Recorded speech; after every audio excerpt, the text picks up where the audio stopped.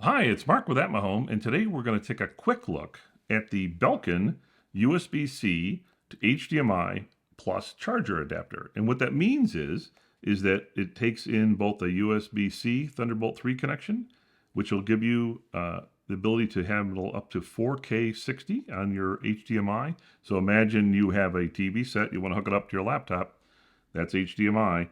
And then it also will take up to a 60-watt power connection. And why is that important? Well, let's think about this for a second. Here's the Belkin adapter. It has USB-C here, so you plug that into your laptop. And then it has on here, you can see a full-size HDMI connection. So you want to plug your TV or your monitor or whatever you have into this, you can. And now that's connected to the laptop.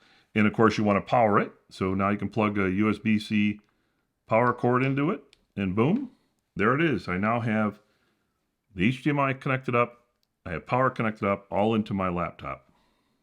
That's it. That's the Belkin USB-C HDMI plus charger adapter. Thank you.